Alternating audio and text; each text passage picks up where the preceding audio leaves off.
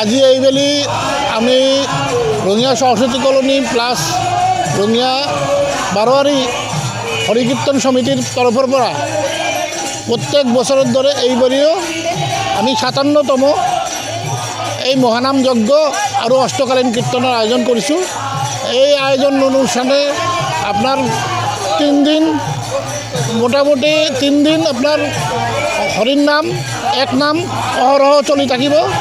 আর তাৰপিছত আমাৰ ২৪ তাৰিখ অষ্টকালীন কীৰ্তন, এইটো পালানাম বুলি কয়। সেই পালানাম কীৰ্তনটো ২৪ তাৰিখ হ'ব। গোটেই দিন জোৰা কাৰ্যসূচী ২৪ তাৰিখে থাকিব। আৰু এইবুলি ভক্তবান ৰাইজক আমি এই অনুষ্ঠানৰ বাবে সকলোকে একদম খুব কৰজোৰে আনন্দিত কৰিছোঁ আৰু সকলোকে কীৰ্তন উপভোগ কৰিবৰ কাৰণে আমি অনুৰোধ জনাইছোঁ। প্রতি বছরে আমার তো আজি প্রথম দিনা বেশি এটা ভিড় হওয়া নাই। এনে ইন জেনারেলি প্রত্যেক বছর মোটামুটি ৫,০০০-ৰ পৰা ৬,০০০ প্ৰত্যেক দিন। এতিয়া আমাৰ এতিয়া কলিকতাৰ দল এতিয়া আৰম্ভ হ'ব। এতিয়া আমাৰ লোকেল দল চলি আছে। এতিয়া কলিকতাৰ দল এতিয়া আৰম্ভ হ'ব। এই মাত্ৰ সোমাব। এতিয়া কোকৰাঝাৰ আছে, মৰিগাঁও আছে, লামডিং আছে, বৰপেটা ৰোড আছে। এইটো বিশ্ব শান্তিৰ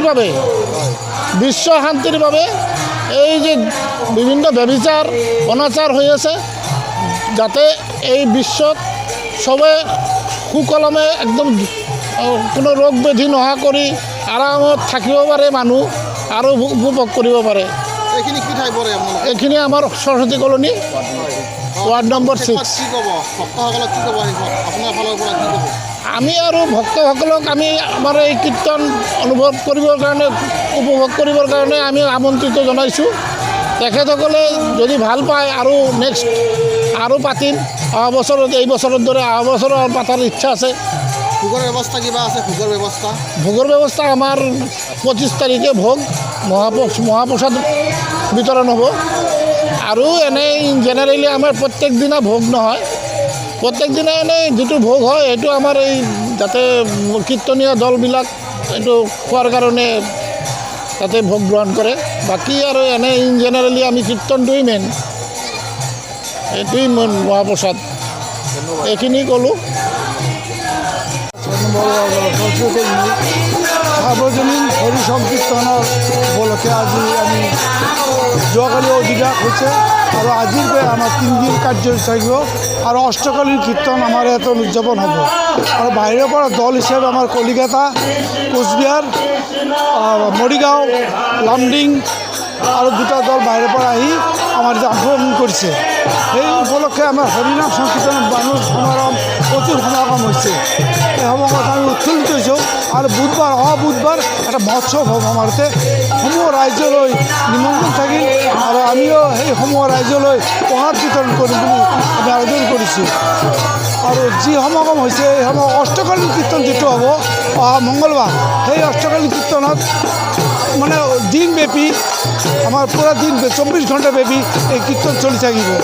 এই উপলক্ষে সমূহ ৰাইজলৈ আমি আদৰ খবৰ জনাইছোঁ আৰু নিমন্ত্ৰণ জনাইছোঁ, আহক আমি হৰিনাম সংকীৰ্তনত সনাতন ধৰ্ম হিচাপে আমি সনাতন হিচাপে সকলো আগ্ৰহ কৰিছোঁ। মহিলা আমাৰ ইয়াত প্ৰচুৰ মহিলা সমাগম থাকে, প্ৰতি বছৰ এনে হয়, কিন্তু এইবেলি অলপ ডাঙৰকৈ কৰিবলৈ কৈছোঁ। যিহেতু অষ্টকালীন কীৰ্তন আমাৰ ইয়াত অনুষ্ঠিত হ'ব, এই অষ্টকালীনটো আমাৰ বিশেষ সমস্যা থাকিল আৰু আমাৰ যি কৰ্মকৰ্তাসকল আছে এই কৰ্মকৰ্তা ৰাইজৰ পৰা বৰঙণি আদায় লৈছে। এই বৰঙণি উপলক্ষে আমি উৎফুল্লিত হৈছোঁ। ইতিমধ্যে আমাৰ ইয়াতে